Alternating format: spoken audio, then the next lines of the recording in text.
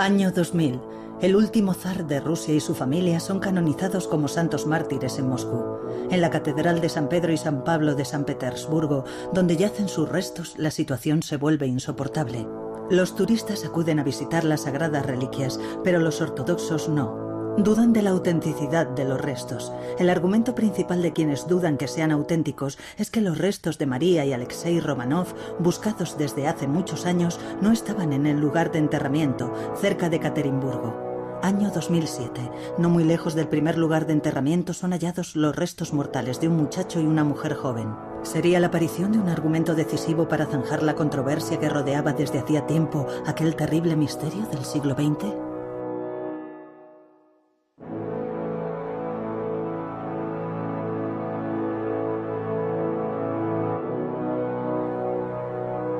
El magnicidio de la familia del zar.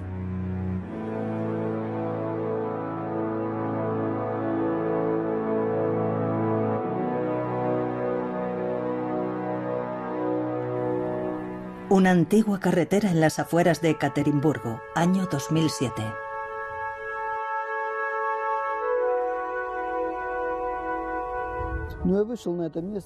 Vine hasta aquí y me fijé en un terreno con hierba cubierto de ortigas. Era raro que estuviera ahí en medio. Aparté la tierra con una pala y encontré una capa de carbón. Seguí cavando y descubrí un pequeño hueso de pelvis. La carretera que va de Ekaterimburgo al pueblo de Koptiaki es bastante común. Es una carretera rusa más. En 1998, los restos mortales aparecidos en esa misma carretera recibieron sepultura en la Catedral de San Pedro y San Pablo. Mientras que unos aceptaron que eran los restos del emperador Nicolás II, su familia y su servidumbre, otros insistieron en que eran las víctimas de un engaño urdido por el Comité de Seguridad del Estado, el KGB. ¿A quién pertenecen realmente los restos que reposan en la catedral? Para responder a esta pregunta será necesario reproducir la escena de la masacre hasta el último detalle y establecer la secuencia de algunos hechos que podrían parecer aislados o secundarios, aunque solo a primera vista. Habrá que reconstruir los hechos que condujeron al asesinato.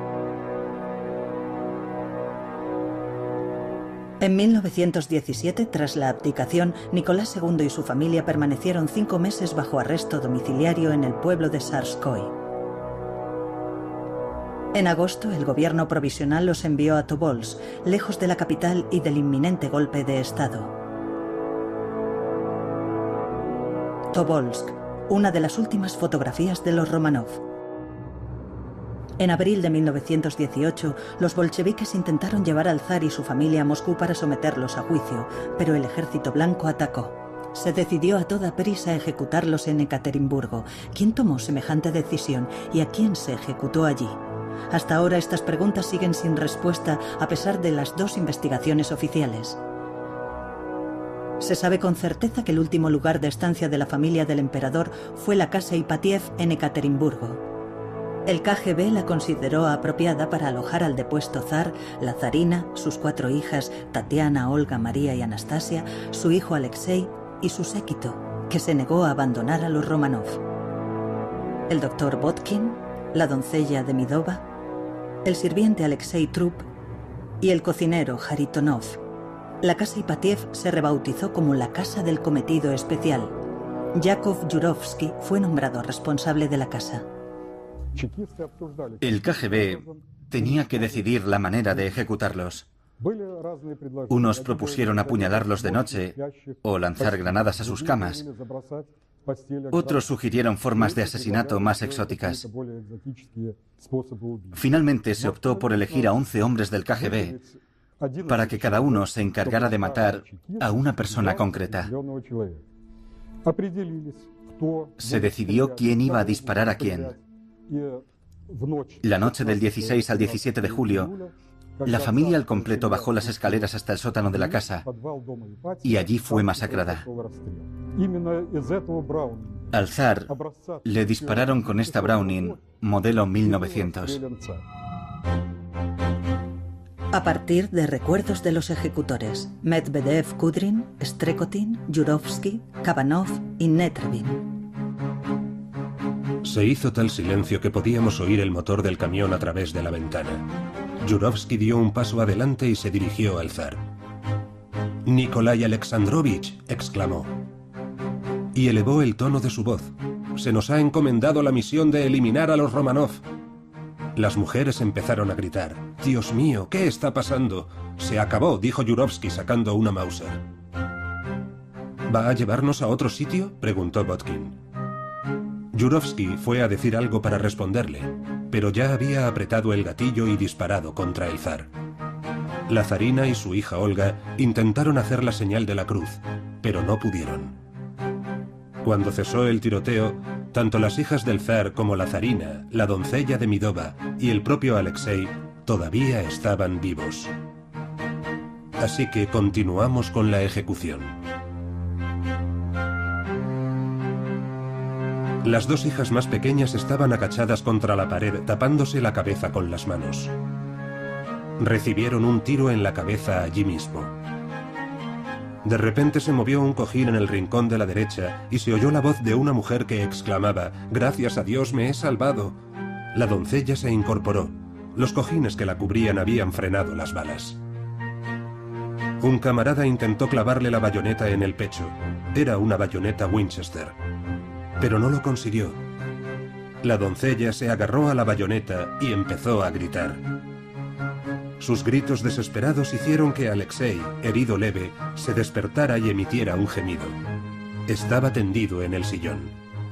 Yurovsky fue hasta donde estaba y disparó las 3 últimas balas contra él. El niño dejó de moverse y cayó lentamente al suelo. Yermakov y yo tomamos el pulso a Nicolás. Tenía el cuerpo acribillado a balazos. Estaba muerto. La más pequeña de las hijas cayó al suelo y fingió estar muerta. Yermakov se dio cuenta y le disparó en el pecho. La historia de los Romanov terminó en la casa Ipatiev. Desde el 17 de julio de 1918 nadie había vuelto a verlos, vivos o muertos, salvo los asesinos y los enterradores. Los bolcheviques solo habían anunciado la ejecución de Nicolás II. Su muerte estaba decidida de antemano. Lenin solo necesitaba un gran juicio antes de la ejecución. Insistió en que los Romanov fueran evacuados a Moscú. No hubo una decisión firme sobre el destino de la familia del zar. Es un dato muy importante para nuestra investigación. La familia del zar era un obstáculo que podía eliminarse, pero nadie quería destruir la reputación del gobierno revolucionario ante la opinión pública mundial. De nada sirve conjeturar sobre lo que les habría aguardado en Moscú: ejecución, canje por los comunistas alemanes. El asunto debía zanjarse en Ekaterimburgo. El frente estaba ya muy cerca de la ciudad y las escasas posibilidades de evacuación se habían esfumado. En Ekaterimburgo había individuos más que suficientes, deseosos de alcanzar la gloria como asesinos del zar. Los bolcheviques querían mantener a la familia con vida. Inventaron una conspiración de contrarrevolucionarios que tramaban el secuestro del zar. Pero nadie intentó liberar a los Romanov. Tras consultar por telégrafo con Moscú, el Consejo Regional de los Urales decidió que toda la familia fuera ejecutada. Tras la ejecución, el presidente del Consejo Regional, Beloborodov, comunicó a Sverdlov, presidente del Comité Central del PQS, la ejecución de Nicolás II y la evacuación de su familia a un lugar seguro. Los bolcheviques de los Urales temían que el poder central los castigara por haber ejecutado a los Romanov. Pero no hubo castigo. Al contrario, Sverdlov prometió que el Partido Comunista de la Unión Soviética aprobaría la decisión de los camaradas. Toda la responsabilidad de la ejecución de la familia al completo se hizo recaer en los bolcheviques de los Urales. Era lo más conveniente para el Comité Central. En 1934, en la reunión de los antiguos bolcheviques, al parecer Yurovsky dijo lo siguiente: No todo el mundo se da cuenta de que esos niños habrían crecido y cada uno de ellos habría sido heredero del trono. Si hubieran seguido vivos, habrían sido un emblema permanente. Y si hubieran aparecido sus cadáveres, también los habrían convertido en símbolos. Tras informar de la ejecución, Yurovsky advirtió que se había llevado a cabo solo en aras de la historia y que en cualquier caso el asunto debía mantenerse en secreto.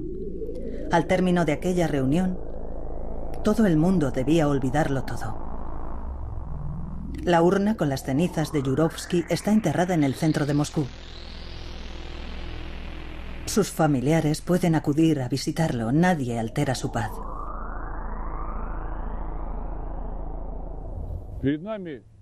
Esto es un monumento a Pavel Vashov, el famoso escritor de los Urales, autor de las obras El ataúd de Malaquita y La dueña de la montaña de cobre.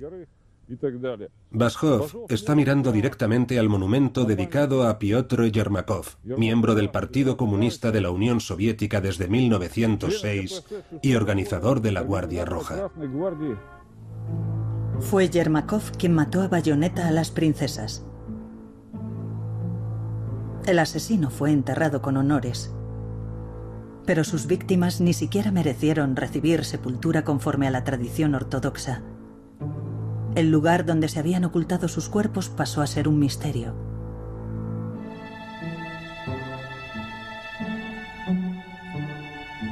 Seis días después de la ejecución, Ekaterimburgo fue ocupada por la Guardia Blanca. Las investigaciones comenzaron de inmediato. La primera fue dirigida por Alexei Nametkin. Su sustituto fue Iván Sergeyev, miembro del Tribunal de Ekaterimburgo. Él se encargó de recopilar los principales testimonios y pruebas. Cuando Koljaks llegó al poder, el equipo de investigación fue reemplazado por sospecharse su influencia socialista revolucionaria. Se encomendó al general Dieterichs la dirección de la investigación. Sokolov fue nombrado investigador. Esta investigación se convirtió en el caso de su vida, pero nunca llegó a concluirla. En julio de 1919, los bolcheviques tomaron Ekaterimburgo. Sokolov llegó a examinar la zona de la mina de los Cuatro Hermanos. El 17 de julio, un camión salió de la casa Ipatiev en dirección a la mina de los Cuatro Hermanos. En este lugar, cerca de la antigua mina, aparecieron objetos pertenecientes a la familia del zar, pero no se detectaron sus restos. Sokolov estaba convencido de que habían sido quemados. El general Dieterichs apoyó esta versión, atribuyó la quema al carácter ritual del asesinato. Con el tiempo llegaría a ser una versión muy popular. ¿Por qué es importante para nuestra investigación? La confirmación adicional de un asesinato ritual fue la aparición de un verso de un poema de Heine en el papel pintado del sótano donde tuvo lugar la ejecución. Aquella misma noche cayó muerto Baltasar a manos de sus esclavos. También se encontraron unas marcas que recordaban signos cabalísticos. El asunto principal que consideró la Comisión Sinodal para la canonización de los santos de la Iglesia rusa se refería al carácter ritual del asesinato de la familia del zar. La Academia Eclesiástica elaboró la conclusión que fue absolutamente determinante. El crimen no fue un asesinato ritual. Basta con recordar que los asesinos, con independencia de su origen, no eran personas de fe.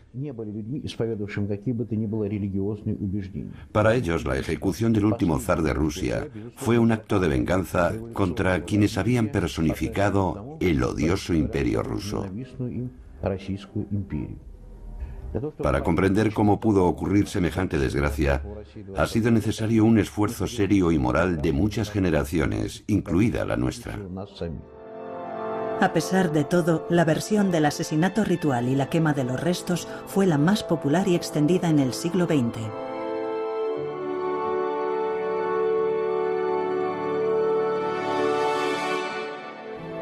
La búsqueda de los restos parecía inútil. Y solo en el pozo de Ganina era posible encontrar algún rastro. Vinieron hasta aquí con gasolina. Trajeron gasolina y ácido sulfúrico en el camión. Aquí se reunieron con Yermakov y su equipo. Sacaron los cadáveres de los mártires con ganchos. El equipo de Yermakov los partió en trozos. Encendieron dos grandes hogueras y quemaron los cuerpos tras rociarlos con gasolina. Los huesos que no se quemaron fueron destruidos con ácido sulfúrico. No hay pruebas de que los restos de la familia del emperador se quemaran en la mina. ¿Por qué? Porque en las hogueras los expertos solo encontraron tejido y objetos quemados pertenecientes a la familia del emperador y a su servidumbre. No había restos de las vasijas de cerámica que contenían el ácido sulfúrico. ¿Qué pasó en realidad? Esta nota es del comisario Boykov en relación con el suministro de ácido sulfúrico y su declaración sobre el asesinato. El mundo nunca lo sabrá. Pero Dieterich le corregiría. Boykov no se ha expresado con claridad. El mundo nunca verá los cadáveres de los miembros de la augusta familia que fueron asesinados.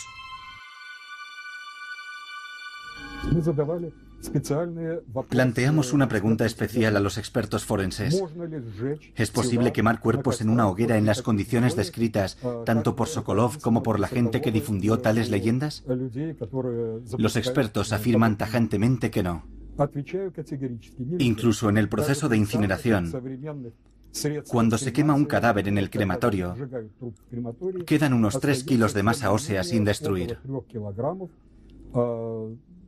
Por tanto, si se hubieran quemado 11 cadáveres, tendrían que haber quedado unos 30 kilos de masa ósea.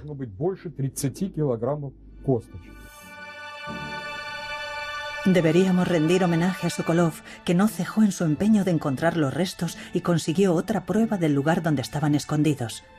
Estaba situada a varios kilómetros de las excavaciones del pozo de Ganina, cerca del paso a nivel número 184.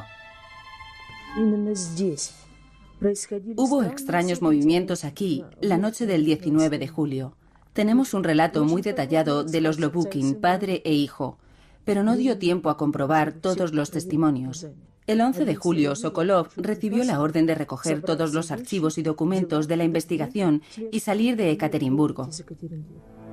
En 1919, atravesando Siberia, Sokolov huyó de una Rusia enfrascada en la guerra civil.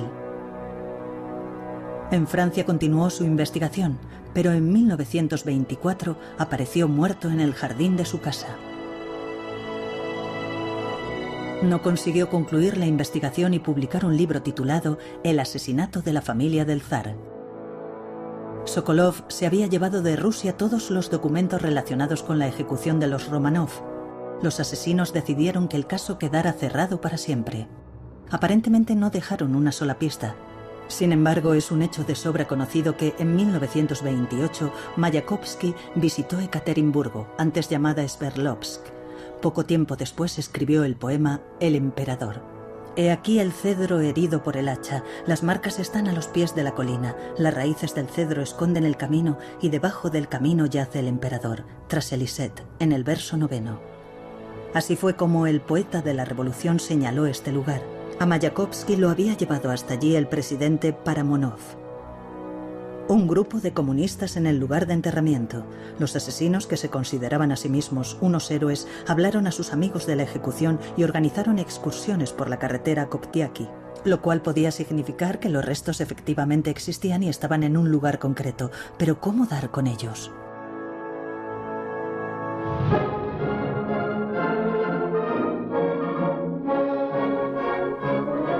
La fructífera actividad del héroe por partida triple de la Unión Soviética. En 1975 me dirigí a Shelokov, ministro del Interior de la Unión Soviética, y le expliqué que quería ir a Ekaterimburgo para exhibir la película Hijos de la Revolución. A él le había gustado mucho. Me dijo: la ciudad es maravillosa, yo la conozco. Una vez presidí una reunión allí. Antes de la reunión, le pedí al jefe del departamento local que me llevara a la casa Ipatiev. Quería ver el lugar donde habían matado a los Romanov. Me quedé de piedra, sin habla. No supe qué decir. Yeli Ryabov confió en que podría obtener información sobre el asesinato de la familia del zar en Ekaterimburgo. Entonces era peligroso mostrar interés en el asunto. De repente encontró un aliado en Shelokov. Él le ayudó a recuperar los papeles de Sokolov de los archivos y a contactar con el hijo de Yurovsky, un contraalmirante que había dimitido de su cargo. Este le dio una copia de la nota de su padre sobre la ejecución. Volví a casa con el documento. Allí saqué mis notas del manuscrito de Sokolov, las comparé y di con el lugar como por arte de magia.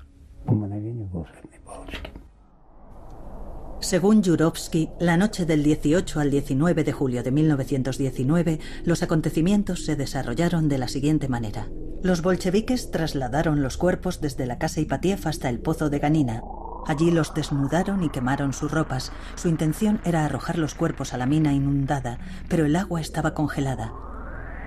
Así que decidieron hacerlo en otras minas más cercanas a Ekaterimburgo.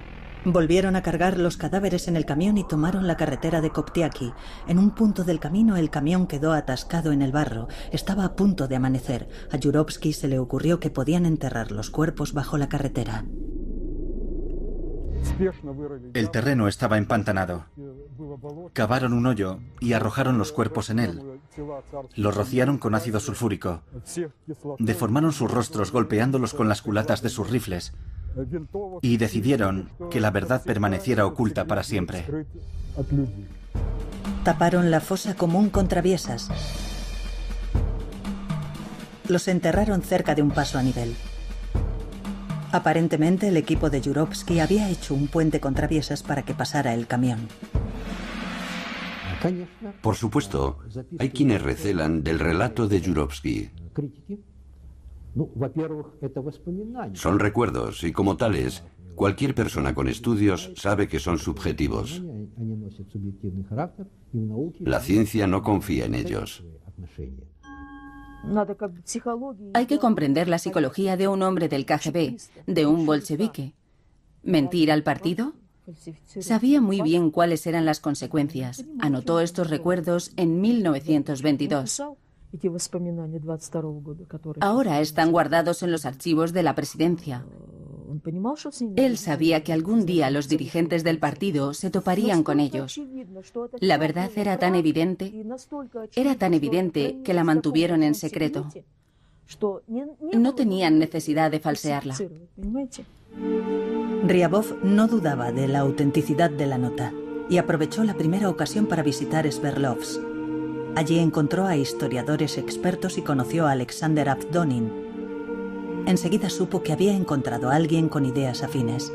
En 1978, Avdonin y su amigo artista Kohurov exploraron la carretera de Koptiaki de un extremo al otro, pero no consiguieron localizar el puente de traviesas. Eran tantas las pistas que apuntaban a aquel lugar. Mayakovsky había señalado el sitio, pero ¿dónde estaba el puente? Finalmente, Kohurov trepó a un pino y desde allí pudo detectar el contorno del puente hundido en la tierra. Una vez realizados los análisis del suelo, ya no cabía ninguna duda. Informaron del hallazgo a Ryabov. En 1979, este volvió a visitar Sverdlovsk. Apartamos las traviesas y descubrimos los restos. No tengo palabras para expresar lo que sentí. Fue tan...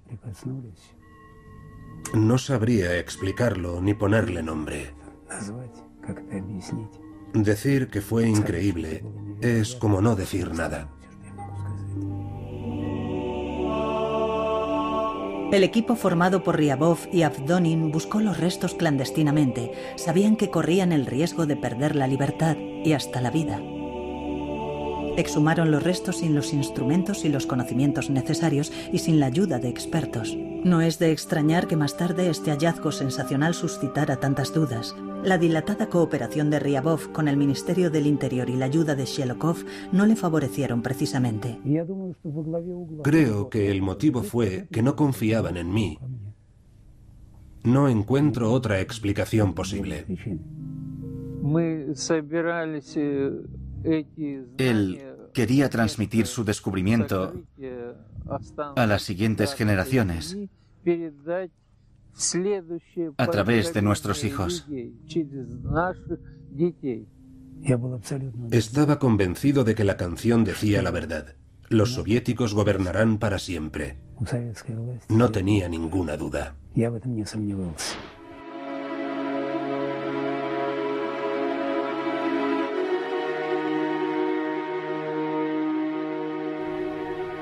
12 años después, la situación cambió en el país. Alexander Avdonin consiguió que se abriera una investigación oficial del lugar de enterramiento. Alexander me llamó y me dijo que después de todas las publicaciones se había informado de todo a Rosell. Yeltsin había autorizado la exhumación de los restos. ¿Cómo vais a hacerlo?, le pregunté a Sasha. Traeremos a expertos y exhumaremos los restos. Sasha, ¿qué pasa con los sacerdotes? ¿Estás loco? Es una operación secreta. Estamos hablando de Rosell. No puedo proponerle nada de eso. Si no puede ser, entonces no saldrá bien. No va a funcionar. Te acordarás de lo que digo.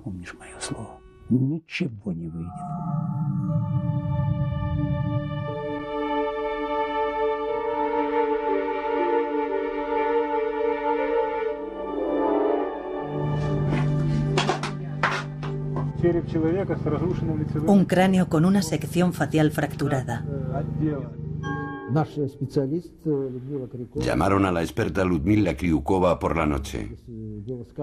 Le dijeron que debía dirigir unas excavaciones arqueológicas sin especificar cuáles. A ella le sorprendió mucho.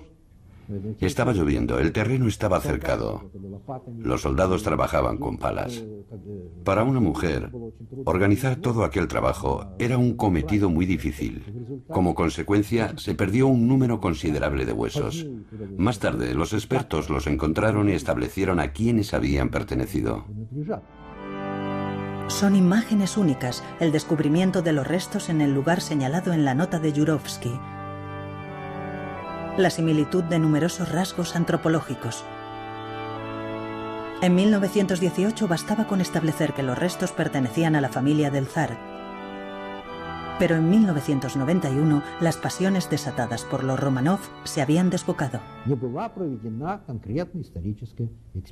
No se llevó a cabo un peritaje histórico concreto. Cuando lo reclamé, me preguntaron, ¿qué es eso? Si no lo entienden, pregunten a los expertos. Ellos explicarán y defenderán el peritaje. La ausencia de peritaje deja incompleta la investigación de este caso criminal y contraviene la legislación rusa. Por tanto, tengo motivos para considerar que la interpretación del primer lugar de enterramiento está incompleta. Por decirlo suavemente, no es convincente y plantea numerosas dudas. La instrucción de la causa criminal se basó en el descubrimiento de los restos. Una de las versiones es la siguiente. ¿Pertenecen esos restos a la familia del zar? Y, como es habitual en tales casos, se realizó un peritaje. Pero desde el punto de vista de la identificación, con los métodos empleados en la etapa inicial, no era posible obtener resultados convincentes, aunque no incluyeran información excluyente. Aparentemente, tan solo una prueba genético-molecular podría demostrar la autenticidad de los restos. Hemos establecido sin lugar a dudas el sexo de los 9 esqueletos. Eran 5 mujeres y 4 varones.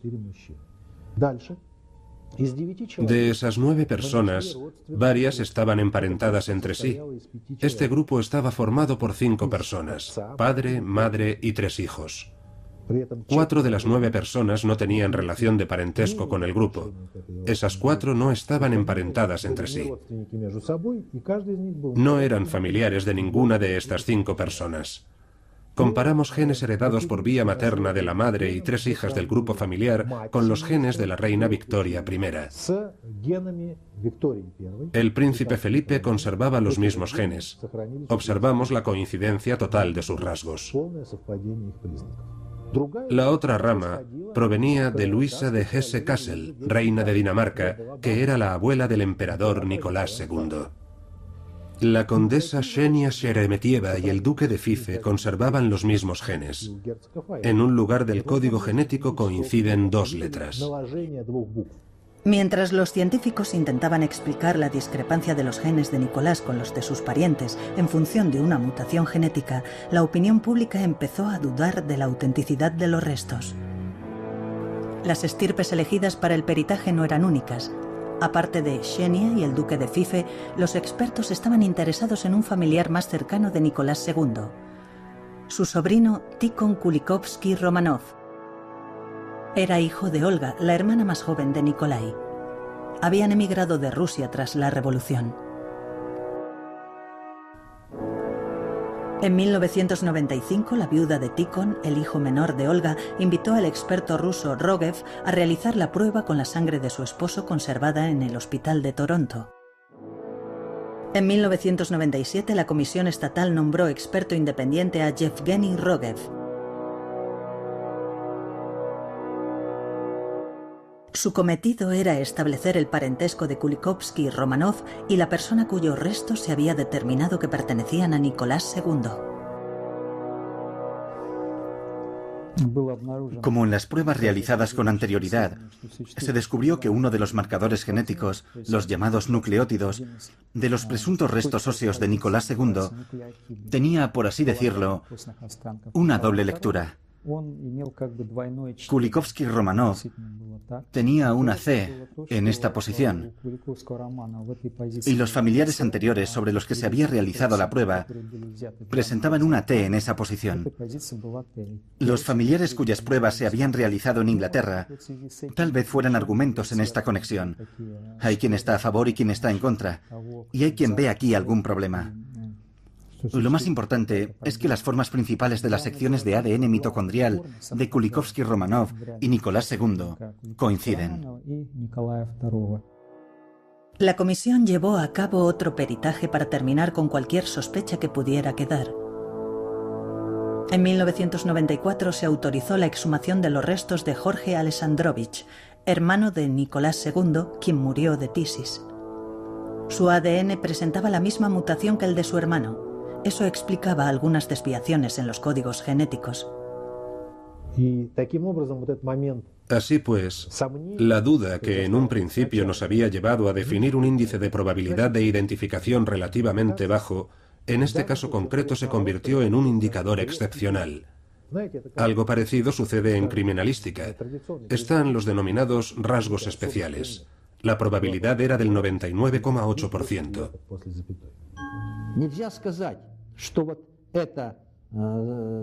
No podemos afirmar que los restos son zaristas en un 99%, como determinó la prueba genética. ¿Y si se corresponden con ese 1%? El científico trabaja como una máquina. Obtiene datos y resultados. Las opiniones no importan nada. Guste o no, ese resultado es un hecho. Realmente existe.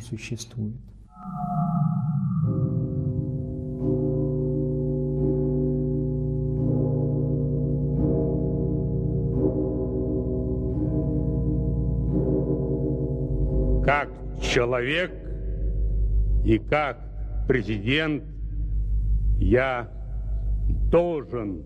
Como persona y como presidente,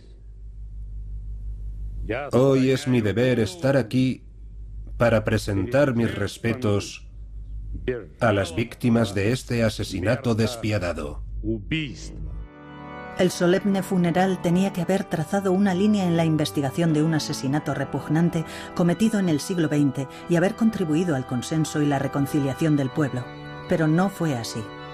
El presidente Yeltsin decidió venir a San Petersburgo en el último momento. En la ceremonia no estuvieron presentes ni el patriarca Alexei II, ni la Iglesia rusa en el extranjero, ni los monarcas europeos.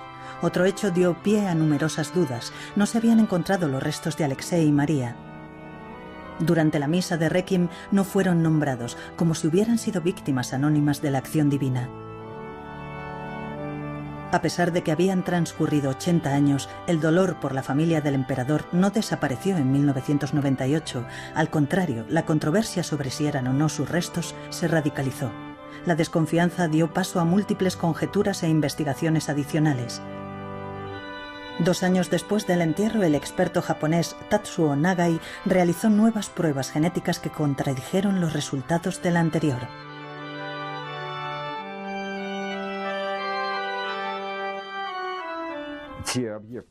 Él examinó los objetos robados, sobre los cuales no se podían realizar investigaciones genéticas.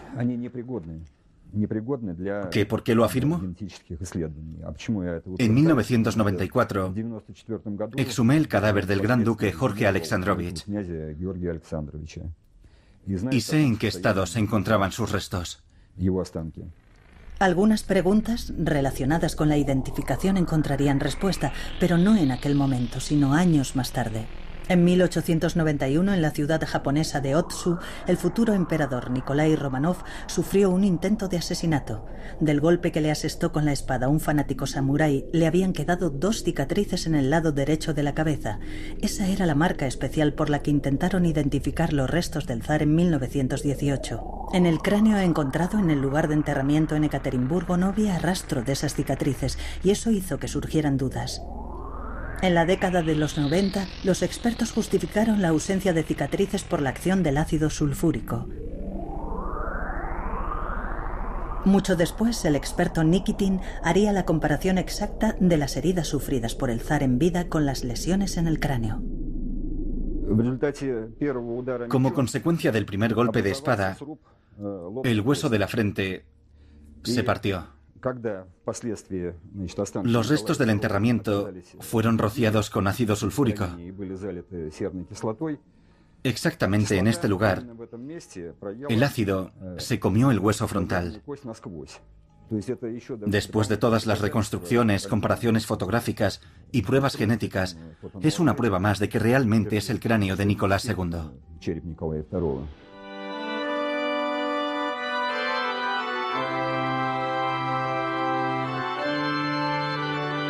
En el año 2000, la Iglesia glorificó a los nuevos mártires y confesores de Rusia, entre los que estaban el último zar de Rusia y su familia. Los restos que descansan en la Catedral de San Pedro y San Pablo pertenecen a santos mártires y merecen ser honrados. La situación se vuelve insoportable. Los turistas acuden a visitar las sagradas reliquias, pero los ortodoxos no. Tanto ellos como la Iglesia dudan de la autenticidad de los restos. Mientras, ese mismo año 2000, en el lugar donde se situaba la casa Ipatiev, demolida en 1977, comienza la construcción de una iglesia. Ya no es posible realizar trabajos arqueológicos allí. Estoy justamente en la fachada delantera de la casa Ipatiev. Desde la esquina de la casa, entro en la primera estancia. Aquí hay un trastero donde se almacenaron las cosas de Ipatiev robadas por los bolcheviques. Ahora doy 5 pasos más. Y llego al lugar donde se encontraba la familia del zar durante la ejecución. La iglesia se construyó, pero debido a la negligencia de alguien, el lugar donde los mártires habían derramado su sangre no quedó debajo de ella, sino de la carretera. La misma carretera que había recorrido el camión la noche del 17 de julio de 1918. Otra mentira. Las múltiples imprecisiones dieron pie a varias hipótesis. Hubo decenas de falsas Anastasias porque existía la creencia de que sus restos no estaban en el lugar del enterramiento. Hacían falta pruebas irrefutables. Solo podía ser el descubrimiento de María y Alexei, cuyos restos no habían aparecido. La búsqueda no había cesado desde 1991. Se realizaron varias expediciones cerca del lugar principal de enterramiento en el barranco de Porosenkov y cerca del pozo de Ganina. En la nota de Yurovsky se indicaba el lugar de enterramiento de María y Alexei. Queríamos quemar a Alexei y a Alexandra Feodorovna, pero por error quemamos a su doncella. Luego enterramos los restos justo debajo de la hoguera. Por último prendimos fuego para borrar cualquier rastro de la fosa excavada.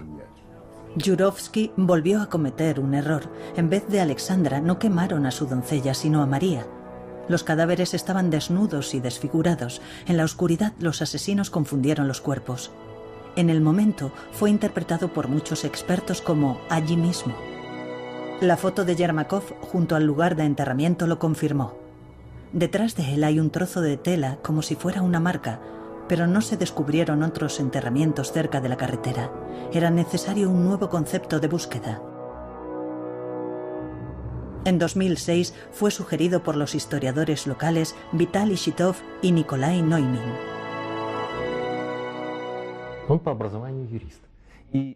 Es abogado. Trabajó en la policía y ejerció de juez durante 12 años. Dijo, me pongo en el lugar de los asesinos. No resulta práctico quemar cadáveres en el pantano donde el agua te llega hasta las rodillas, sobre todo si a 50 metros de allí el terreno está bien.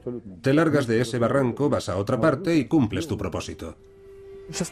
El 16 de julio de 2006 exploramos la carretera y observamos que había zonas secas en la linde del bosque. Vimos un terreno de unos 8 por 8 metros. Era un pequeño prado, con la hierba aplastada.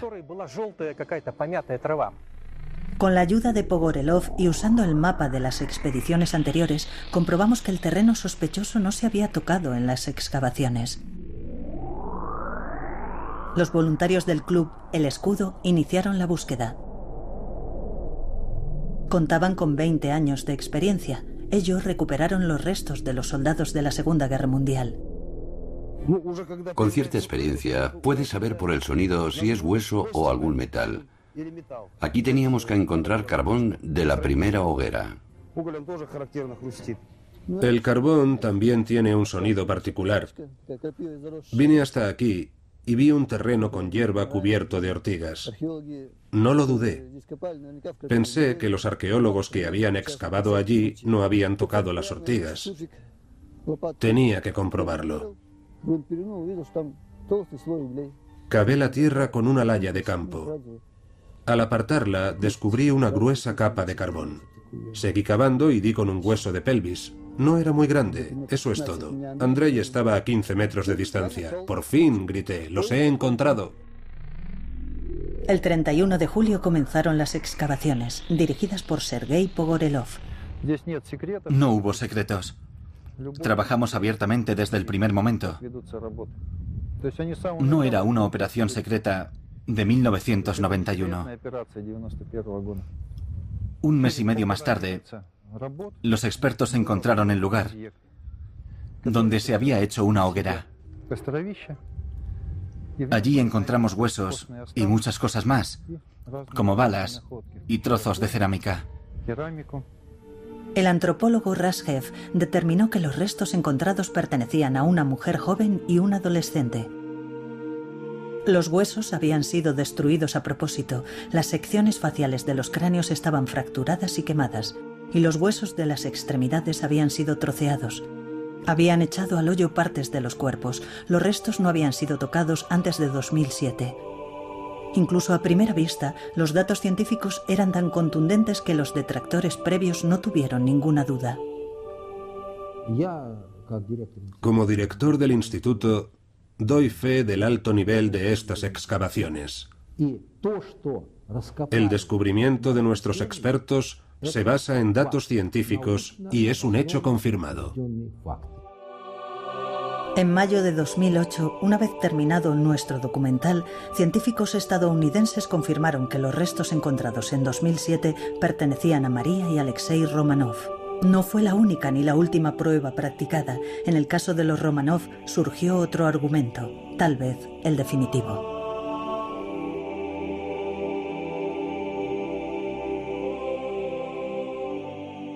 Realmente es el cráneo de Nicolás II.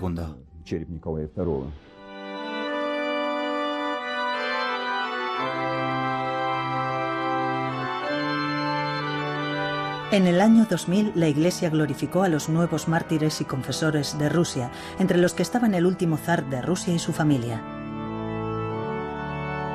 Los restos que descansan en la Catedral de San Pedro y San Pablo pertenecen a santos mártires y merecen ser honrados. La situación se vuelve insoportable. Los turistas acuden a visitar las sagradas reliquias, pero los ortodoxos no. Tanto ellos como la Iglesia dudan de la autenticidad de los restos. Mientras, ese mismo año 2000, en el lugar donde se situaba la casa Ipatiev, demolida en 1977, comienza la construcción de una iglesia. Ya no es posible realizar trabajos arqueológicos allí. Estoy justamente en la fachada delantera de la casa Ipatiev. Desde la esquina de la casa entro en la primera estancia. Aquí hay un trastero donde se almacenaron las cosas de Ipatiev robadas por los bolcheviques. Ahora doy 5 pasos más. Y llego al lugar donde se encontraba la familia del zar durante la ejecución.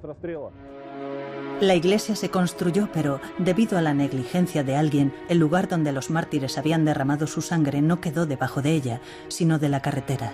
La misma carretera que había recorrido el camión la noche del 17 de julio de 1918. Otra mentira.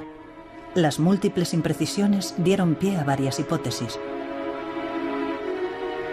Hubo decenas de falsas Anastasias porque existía la creencia de que sus restos no estaban en el lugar del enterramiento.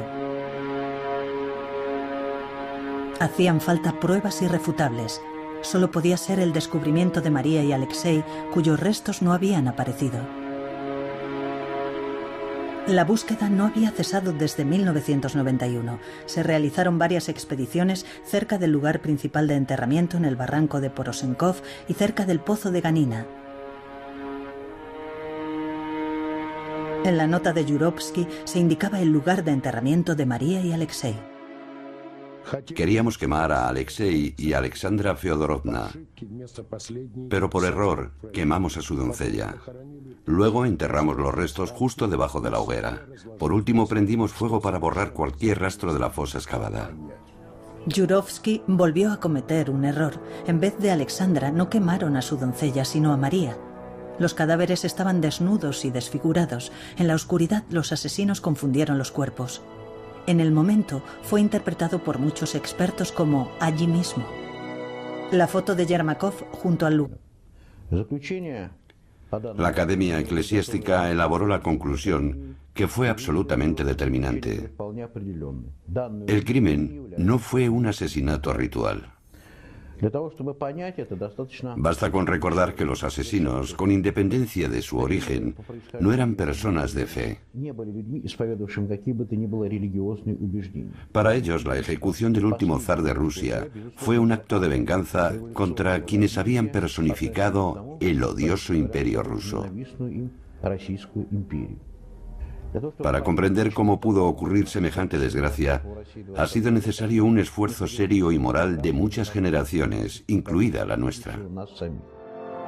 A pesar de todo, la versión del asesinato ritual y la quema de los restos fue la más popular y extendida en el siglo XX.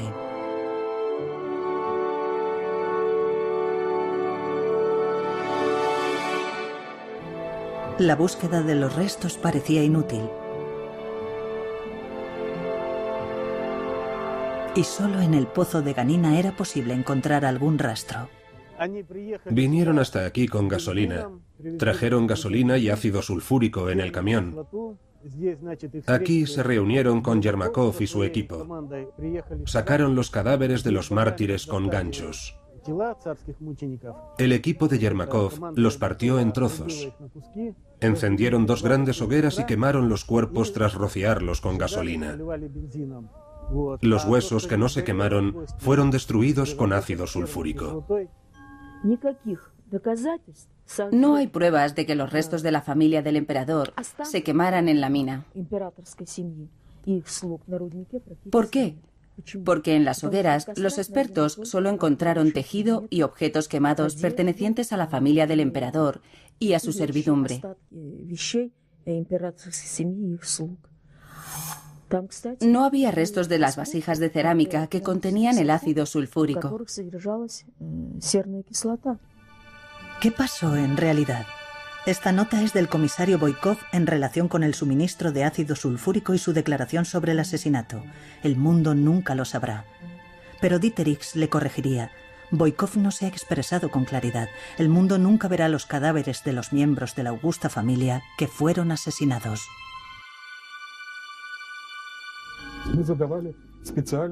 Planteamos una pregunta especial a los expertos forenses. ¿Es posible quemar cuerpos en una hoguera en las condiciones descritas tanto por Sokolov como por la gente que difundió tales leyendas?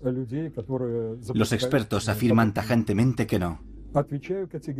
Incluso en el proceso de incineración, Cuando se quema un cadáver en el crematorio, Se realizó un peritaje. Pero desde el punto de vista de la identificación, con los métodos empleados en la etapa inicial, no era posible obtener resultados convincentes, aunque no incluyeran información excluyente. Aparentemente, tan solo una prueba genético-molecular podría demostrar la autenticidad de los restos. Hemos establecido sin lugar a dudas el sexo de los 9 esqueletos. Eran 5 mujeres y 4 varones. De esas 9 personas, varias estaban emparentadas entre sí. Este grupo estaba formado por 5 personas: padre, madre y 3 hijos. 4 de las 9 personas no tenían relación de parentesco con el grupo. Esas 4 no estaban emparentadas entre sí. No eran familiares de ninguna de estas 5 personas. Comparamos genes heredados por vía materna de la madre y 3 hijas del grupo familiar con los genes de la reina Victoria I. El príncipe Felipe conservaba los mismos genes. Observamos la coincidencia total de sus rasgos. La otra rama provenía de Luisa de Hesse-Kassel, reina de Dinamarca, que era la abuela del emperador Nicolás II. La condesa Xenia Sheremetiyeva y el duque de Fife conservaban los mismos genes. En un lugar del código genético coinciden 2 letras. Mientras los científicos intentaban explicar la discrepancia de los genes de Nicolás con los de sus parientes en función de una mutación genética, la opinión pública empezó a dudar de la autenticidad de los restos. Las estirpes elegidas para el peritaje no eran únicas. Aparte de Xenia y el duque de Fife, los expertos estaban interesados en un familiar más cercano de Nicolás II, su sobrino Tikhon Kulikovsky Romanov. Era hijo de Olga, la hermana más joven de Nikolai. Habían emigrado de Rusia tras la revolución. En 1995, la viuda de Tikhon, el hijo menor de Olga, invitó al experto ruso Rogev a realizar la prueba con la sangre de su esposo conservada en el hospital de Toronto. En 1997, la Comisión Estatal nombró experto independiente a Yevgeny Rogev. Su cometido era establecer el parentesco de Kulikovsky y Romanov y la persona cuyos restos se había determinado que pertenecían a Nicolás II.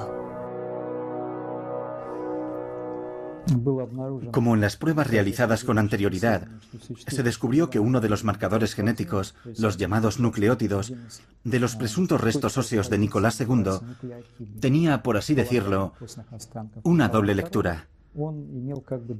Kulikovsky Romanov A través de la ventana.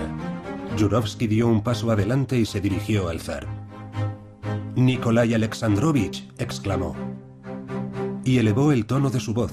«Se nos ha encomendado la misión de eliminar a los Romanov». Las mujeres empezaron a gritar. «Dios mío, ¿qué está pasando?» «Se acabó», dijo Yurovsky sacando una Mauser. «¿Va a llevarnos a otro sitio?», preguntó Botkin. Yurovsky fue a decir algo para responderle, pero ya había apretado el gatillo y disparado contra el zar. La zarina y su hija Olga intentaron hacer la señal de la cruz, pero no pudieron. Cuando cesó el tiroteo, tanto las hijas del zar como la zarina, la doncella de Midova y el propio Alexei todavía estaban vivos. Así que continuamos con la ejecución. Las 2 hijas más pequeñas estaban agachadas contra la pared, tapándose la cabeza con las manos. Recibieron un tiro en la cabeza allí mismo. De repente se movió un cojín en el rincón de la derecha y se oyó la voz de una mujer que exclamaba: «Gracias a Dios me he salvado». La doncella se incorporó. Los cojines que la cubrían habían frenado las balas. Un camarada intentó clavarle la bayoneta en el pecho. Era una bayoneta Winchester. Pero no lo consiguió. La doncella se agarró a la bayoneta y empezó a gritar. Sus gritos desesperados hicieron que Alexei, herido leve, se despertara y emitiera un gemido. Estaba tendido en el sillón. Yurovsky fue hasta donde estaba y disparó las 3 últimas balas contra él. El niño dejó de moverse y cayó lentamente al suelo. Yermakov y yo tomamos el pulso a Nicolás. Tenía el cuerpo acribillado a balazos. Estaba muerto. La más pequeña de las hijas cayó al suelo y fingió estar muerta. Yermakov se dio cuenta y le disparó en el pecho. La historia de los Romanov terminó en la casa Ipatiev. Desde el 17 de julio de 1918 nadie había vuelto a verlos, vivos o muertos, salvo los asesinos y los enterradores. Los bolcheviques solo habían anunciado la ejecución de Nicolás II. Su muerte estaba decidida de antemano. Lenin solo necesitaba un gran juicio antes de la ejecución. Insistió en que los Romanov fueran evacuados a Moscú. No hubo una decisión firme sobre el destino de la familia del zar. Es un dato muy importante para nuestra investigación. La familia del zar era un obstáculo que podía eliminarse, pero nadie quería destruir la reputación del gobierno revolucionario ante la opinión pública mundial.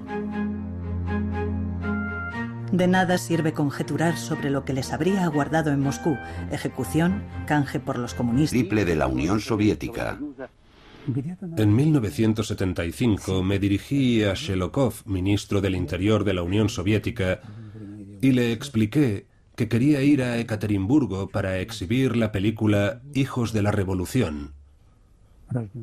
A él le había gustado mucho. Me dijo: la ciudad es maravillosa, yo la conozco. Una vez presidí una reunión allí.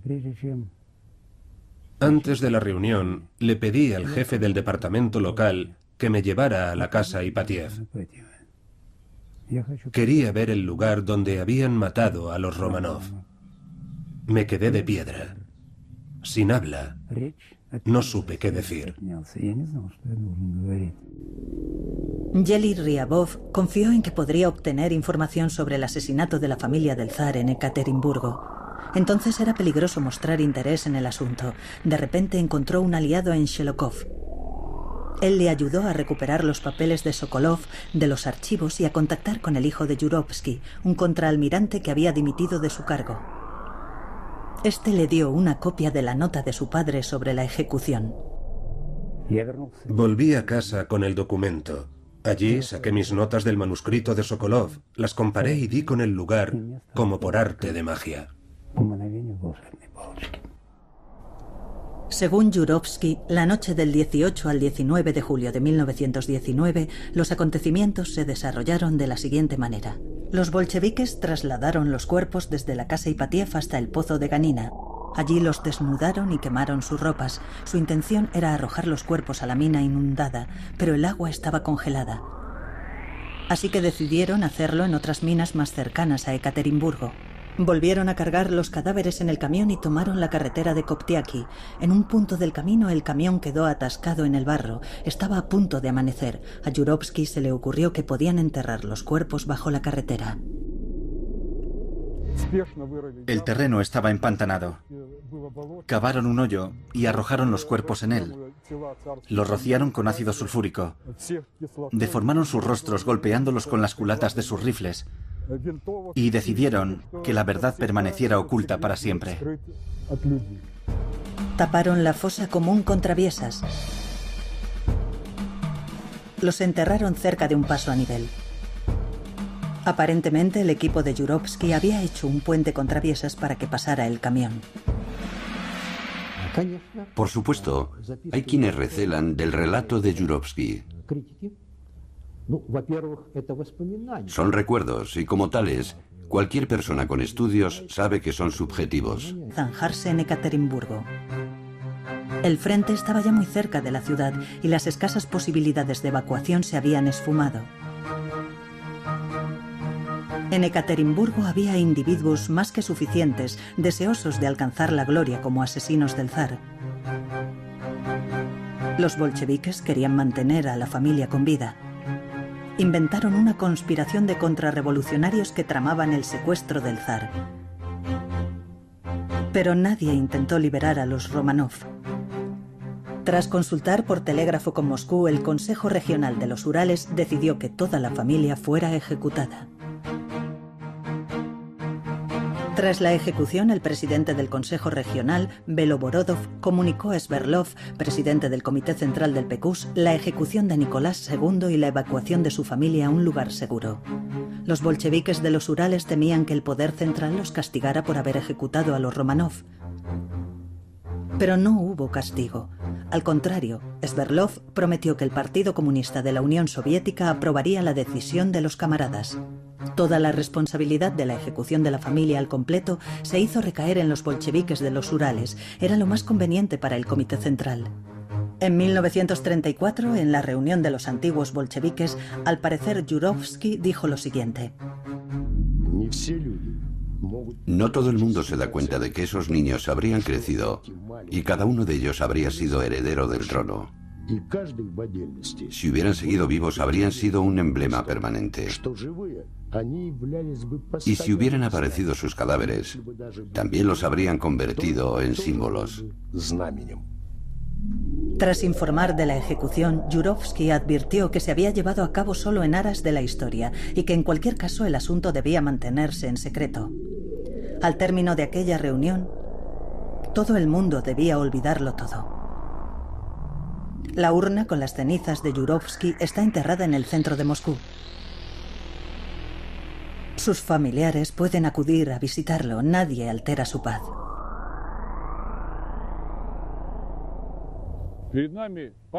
Esto es un monumento a Pavel Vashov, el famoso escritor de los Urales, autor de las obras El ataúd de Malaquita y La dueña de la montaña de cobre. Vashov está mirando directamente al monumento dedicado a Piotr Yermakov, miembro del Partido Comunista de la Unión Soviética desde 1906 y organizador de la Guardia Roja. Fue Yermakov quien mató a bayoneta a las princesas.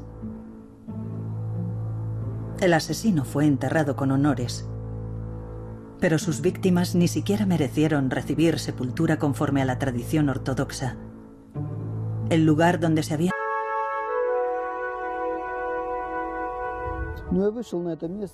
Vine hasta aquí y me fijé en un terreno con hierba cubierto de ortigas.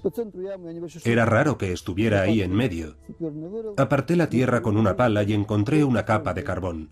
Seguí cavando y descubrí un pequeño hueso de pelvis. La carretera que va de Ekaterimburgo al pueblo de Koptiaki es bastante común. Es una carretera rusa más. En 1998, los restos mortales aparecidos en esa misma carretera recibieron sepultura en la Catedral de San Pedro y San Pablo. Mientras que unos aceptaron que eran los restos del emperador Nicolás II, su familia y su servidumbre, otros insistieron en que eran las víctimas de un engaño urdido por el Comité de Seguridad del Estado, el KGB. ¿A quién pertenecen realmente los restos que reposan en la catedral? Para responder a esta pregunta será necesario reproducir la escena de la masacre hasta el último detalle y establecer la secuencia de algunos hechos que podrían parecer aislados o secundarios, aunque solo a primera vista. Habrá que reconstruir los hechos que condujeron al asesinato. En 1917, tras la abdicación, Nicolás II y su familia permanecieron 5 meses bajo arresto domiciliario en el pueblo de Sarskoye. En agosto, el gobierno provisional los envió a Tobolsk, lejos de la capital y del inminente golpe de Estado. Tobolsk, una de las últimas fotografías de los Romanov. En abril de 1918, los bolcheviques intentaron llevar al zar y su familia a Moscú para someterlos a juicio, pero el ejército blanco atacó. Se decidió a toda prisa ejecutarlos en Ekaterimburgo. ¿Quién tomó semejante decisión y a quién se ejecutó allí? Hasta ahora estas preguntas siguen sin respuesta a pesar de las 2 investigaciones oficiales. Se sabe con certeza que el último lugar de estancia de la familia del emperador fue la casa Ipatiev en Ekaterimburgo. El KGB la consideró apropiada para alojar al depuesto zar, la zarina, sus 4 hijas, Tatiana, Olga, María y Anastasia, su hijo Alexei y su séquito, que se negó a abandonar a los Romanov. El doctor Botkin, la doncella Demidova, el sirviente Alexei Trup y el cocinero Haritonov. La casa Ipatiev se rebautizó como la Casa del Cometido Especial. Yakov Yurovsky fue nombrado responsable de la casa. El KGB tenía que decidir la manera de ejecutarlos. Unos propusieron apuñalarlos de noche o lanzar granadas a sus camas.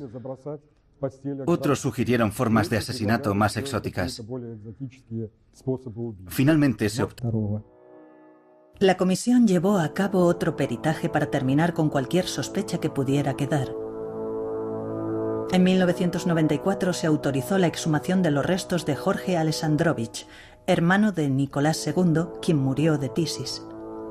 Su ADN presentaba la misma mutación que el de su hermano. Eso explicaba algunas desviaciones en los códigos genéticos.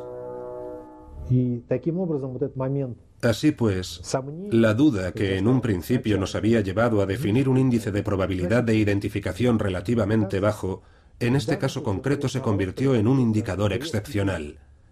Algo parecido sucede en criminalística. Están los denominados rasgos especiales.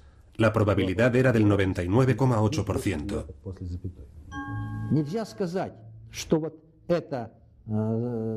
No podemos afirmar que los restos son zaristas en un 99%, como determinó la prueba genética.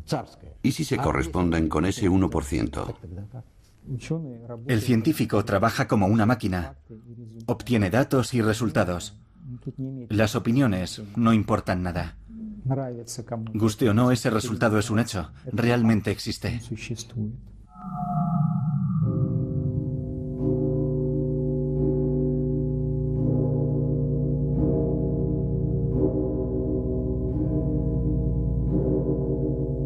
Как человек и как президент я должен. Como persona y como presidente, hoy es mi deber estar aquí para presentar mis respetos a las víctimas de este asesinato despiadado. El solemne funeral tenía que haber trazado una línea en la investigación de un asesinato repugnante cometido en el siglo XX y haber contribuido al consenso y la reconciliación del pueblo. Pero no fue así. El presidente Yeltsin decidió venir a San Petersburgo en el último momento. En la ceremonia no estuvieron presentes ni el patriarca Alexei II, ni la Iglesia rusa en el extranjero, ni los monarcas europeos. Otro hecho dio pie a numerosas dudas. No se habían encontrado los restos de Alexei y María. Durante la misa de Requiem no fueron nombrados, como si hubieran sido víctimas anónimas de la acción divina. A pesar de que habían transcurrido 80 años, el dolor por la familia del emperador no desapareció en 1998. Al contrario, la controversia sobre si eran o no sus restos se radicalizó. La desconfianza dio paso a múltiples conjeturas e investigaciones adicionales.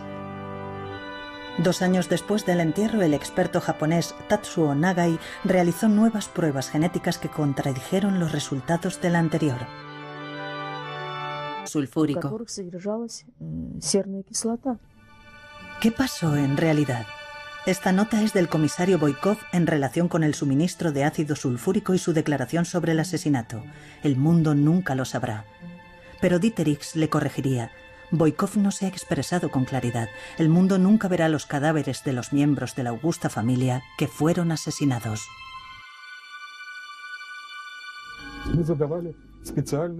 Planteamos una pregunta especial a los expertos forenses. ¿Es posible quemar cuerpos en una hoguera en las condiciones descritas tanto por Sokolov como por la gente que difundió tales leyendas? Los expertos afirman tajantemente que no.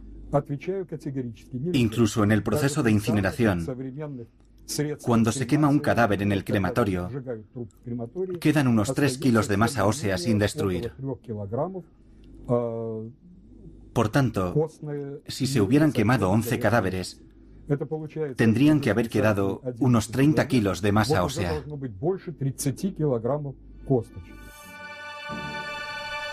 Deberíamos rendir homenaje a Sokolov, que no cejó en su empeño de encontrar los restos y consiguió otra prueba del lugar donde estaban escondidos. Estaba situada a varios kilómetros de las excavaciones del Pozo de Ganina, cerca del paso a nivel número 184. Hubo extraños movimientos aquí la noche del 19 de julio. Tenemos un relato muy detallado de los Lobukin, padre e hijo, pero no dio tiempo a comprobar todos los testimonios. El 11 de julio, Sokolov recibió la orden de recoger todos los archivos y documentos de la investigación y salir de Ekaterimburgo. En 1919, atravesando Siberia, Sokolov huyó de una Rusia enfrascada en la guerra civil. En Francia continuó su investigación, pero en 1924 apareció muerto en el jardín de su casa. No consiguió concluir la investigación y publicar un libro titulado El asesinato de la familia del zar. Sokolov se había llevado de Rusia todos los documentos relacionados con la ejecución de los Romanov. Los asesinos decidieron que el caso quedara cerrado para siempre. Aparentemente no dejaron una sola pista.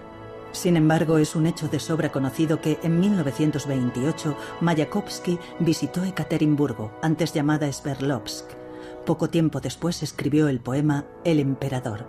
He aquí el cedro herido por el hacha, las marcas están a los pies de la colina, las raíces del cedro esconden el camino y debajo del camino yace el emperador, tras Eliset, en el verso 9.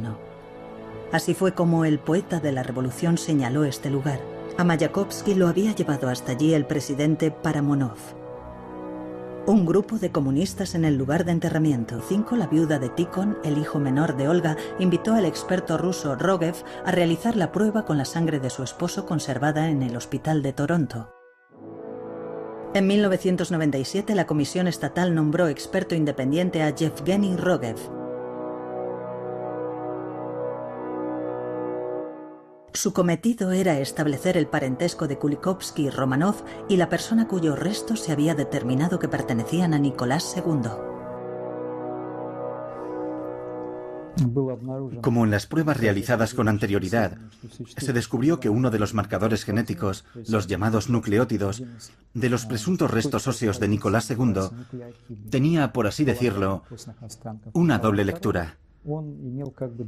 Kulikovsky-Romanov tenía una C en esta posición y los familiares anteriores sobre los que se había realizado la prueba presentaban una T en esa posición. Los familiares cuyas pruebas se habían realizado en Inglaterra tal vez fueran argumentos en esta conexión. Hay quien está a favor y quien está en contra, y hay quien ve aquí algún problema. Lo más importante es que las formas principales de las secciones de ADN mitocondrial de Kulikovsky-Romanov y Nicolás II coinciden. La comisión llevó a cabo otro peritaje para terminar con cualquier sospecha que pudiera quedar. En 1994 se autorizó la exhumación de los restos de Jorge Alexandrovich, hermano de Nicolás II, quien murió de tisis. Su ADN presentaba la misma mutación que el de su hermano. Eso explicaba algunas desviaciones en los códigos genéticos. Así pues, la duda que en un principio nos había llevado a definir un índice de probabilidad de identificación relativamente bajo, en este caso concreto se convirtió en un indicador excepcional. Algo parecido sucede en criminalística. Están los denominados rasgos especiales. La probabilidad era del 99,8%.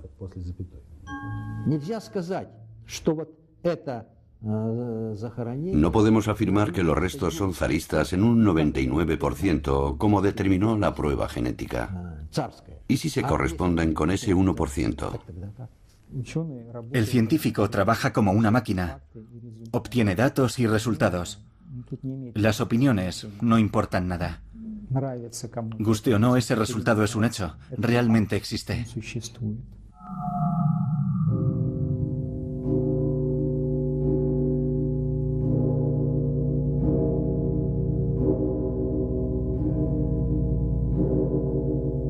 Как человек и как президент я